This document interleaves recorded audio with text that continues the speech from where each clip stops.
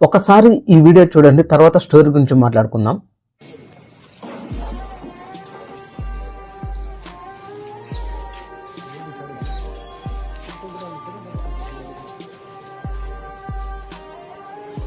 Blue drum అంటేనే భయపడేలా చేస్తున్నారు కొందరు ఆడవాళ్ళు. నీటి కోసం ఉపయోగించే డ్రమ్ములను భర్తల శవాల కోసం ఉపయోగిస్తున్నారు. మేటర్ ఏంటంటే, గతంలో మీరట్లో జరిగినటువంటి నేవీ ఆఫీసర్ మర్డరు ఎంత కలకలం రేపిందో, తన భార్య ముస్కాన్ తన ప్రియుడితో కలిసి అతన్ని చంపేసి డ్రమ్ములో దాచిపెట్టిన విషయం ఎంత కలకలం రేపిందో మనందరికీ తెలుసు. అలానే ప్రస్తుతం మరొకటి జరిగింది. ఉత్తరప్రదేశ్కు చెందిన హంసరాజ్ అనే వ్యక్తి తన భార్య లక్ష్మీదేవి ఇంకా పిల్లలతో కలిసి రాజస్థాన్లోని తిజార్ జిల్లా అన్సార్ కాలనీలో జీవిస్తున్నాడు. అక్కడ ఇటుకల బట్టిలో పనిచేస్తూ తన భార్య పిల్లలను చూసుకుంటూ జీవనం సాగిస్తున్నాడు హంసరాజ్.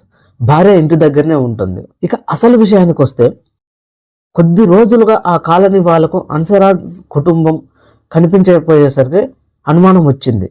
ఇక హంసరాజ్ ఇంట్లో నుంచి కంపు, కుళ్ళిపోయిన వాసన వస్తుండడంతో ఆ కాలనీ వాళ్ళు హంసరాజు ఇంట్లో తలుపులను పగలగొట్టి ఇంట్లోకి వెళ్ళి చూడగా ఇంటి మేడ పైన బ్లూ డ్రమ్ములో హంసరాజ్ డెడ్ బాడీ కనిపించింది. చాలా రోజుల కింద చనిపోవడం వలన డెడ్ బాడీ కుళ్ళిపోయిన వాసన వస్తుండడంతో ఆ కాలనీ వాళ్ళు పోలీసులకు కంప్లైంట్ ఇచ్చారు. ఇక్కడ ట్విస్ట్ ఏంటంటే, హంసరాజు భార్య లక్ష్మీదేవి ఇంకా పిల్లలు కనిపించడం లేదు. పోలీసులు ఎంక్వైరీ చేయగా అసలు విషయం బయటపడింది.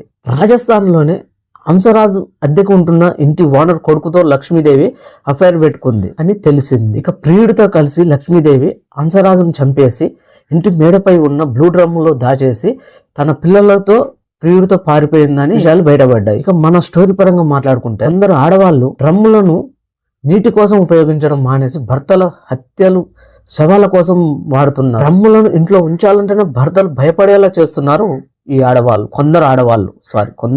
మొన్న మీరట్లో ముస్కాన్, ఈరోజు రాజస్థాన్లోని లక్ష్మీదేవి. ఎన్ని డ్రమ్ములలో శవాలను, డెడ్ బాడీస్ చూడాల్సి వస్తుందేమో అని ఆలోచిస్తేనే భయంగా ఉంది. వీడియో నచ్చితే లైక్ చేయండి.